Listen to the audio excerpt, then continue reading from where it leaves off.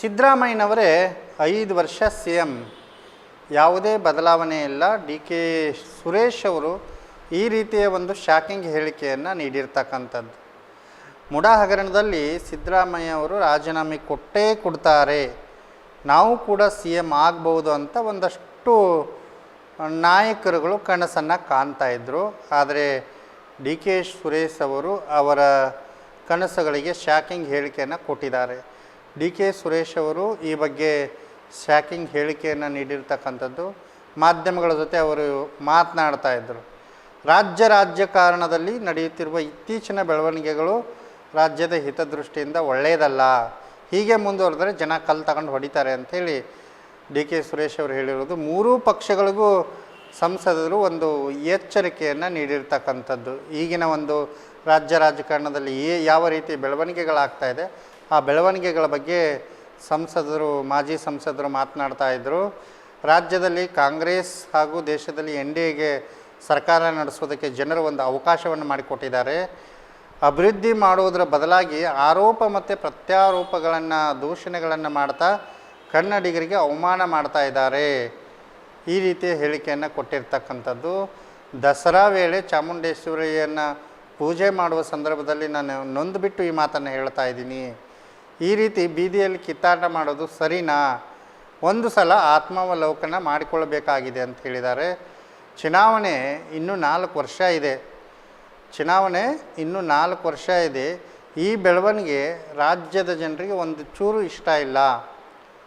ನಾನು ಒಂದೇ ಪಕ್ಷ ಅಂತ ತಗೊಳ್ತಾ ಇಲ್ಲ, ನಾನು ಮೂರೂ ಪಕ್ಷಗಳಿಗೂ ಎಚ್ಚರಿಕೆಯಾಗಿ ಹೇಳ್ತಾ ಇದ್ದೀನಿ. ದಿನೇ ಇದೇ ವಿಚಾರವನ್ನು ದೊಡ್ಡದು ಮಾಡಬಾರ್ದು ಅಂಥೇಳಿ ಸಂಸದರು ಹೇಳಿರ್ತಕ್ಕಂಥದ್ದು. ಯಾವುದೇ ರಾಜಕೀಯ ಪಕ್ಷ ಇರಲಿ ಇಂತಹ ಸ್ಥಿತಿಗೆ ಇಳಿಬಾರ್ದು. ಆರೋಪ ಪ್ರತ್ಯಾರೋಪಗಳನ್ನು ನಿಲ್ಲಿಸಿಬಿಡಬೇಕು. ಆರೋಪಕ್ಕೆ ಸಂಬಂಧಪಟ್ಟಂತೆ ನ್ಯಾಯಾಲಯ ತೀರ್ಪು ಕೊಡ್ತದೆ.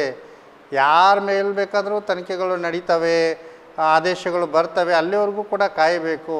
ಪ್ರತಿದಿನ ಇದನ್ನೇ ದೊಡ್ಡದು ಮಾಡ್ತಾ ಕೂತ್ಕೊಳ್ಳೋದು ಸರಿಯಲ್ಲ. ಅಭಿವೃದ್ಧಿ ಕಡೆ ಸ್ವಲ್ಪ ಗಮನ ಕೊಡಬೇಕು ಅಂತ ಸಂಸದರು ಹೇಳಿಕೆಯನ್ನು ನೀಡಿದ್ದಾರೆ. ಇನ್ನು ಜಾತಿ ಗಣತಿಯ ಬಗ್ಗೆಯೂ ಕೂಡ ಅವರು ಪ್ರತಿಕ್ರಿಯೆಯನ್ನು ನೀಡಿದ್ದಾರೆ. ಜಾತಿ ಗಣತಿ ವರದಿಗೆ ಕಾಂಗ್ರೆಸ್ನಲ್ಲೇ ಅಸಮಾಧಾನ ವಿಚಾರ ಇರತಕ್ಕಂಥದ್ದು. ಜಾತಿ ಗಣತಿ ವಿಚಾರದಲ್ಲಿ ಎಚ್ಚರಿಕೆಯ ಹೆಜ್ಜೆನೇ ಇಡಬೇಕಾಗಿದೆ. ಈ ಬಗ್ಗೆ ಸಿದ್ದರಾಮಯ್ಯ ಅವರನ್ನು ಕೂಡ ನಾನು ಒತ್ತಾಯ ಮಾಡ್ತೀನಿ. ಕೇಂದ್ರ ಸರ್ಕಾರವು ಜಾತಿ ಗಣತಿ ಮಾಡ್ತಾ ಇದೆ.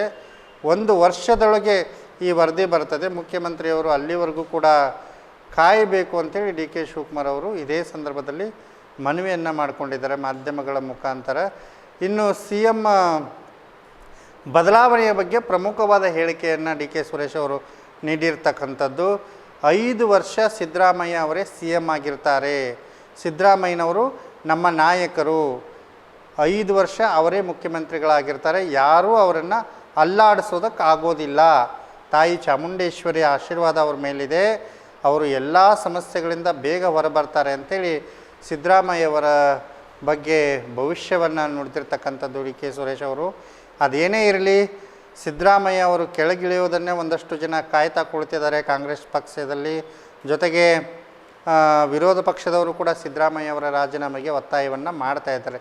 ಇದರೆಲ್ಲದರ ನಡುವೆ ಡಿ ಕೆ ಸುರೇಶ್ ಅವರು ಸಿದ್ದರಾಮಯ್ಯ ಅವರನ್ನು ಯಾರೂ ಕೂಡ ಅಲ್ಲಾಡಿಸೋದಕ್ಕಾಗೋದಿಲ್ಲ, ಅವರೇ 5 ವರ್ಷ ಸಿ ಎಮ್ ಆಗಿರ್ತಾರೆ ಅಂತಕ್ಕಂಥ ಒಂದು ಹೇಳಿಕೆಯನ್ನು ನೀಡಿರೋದು ವಿಶೇಷ.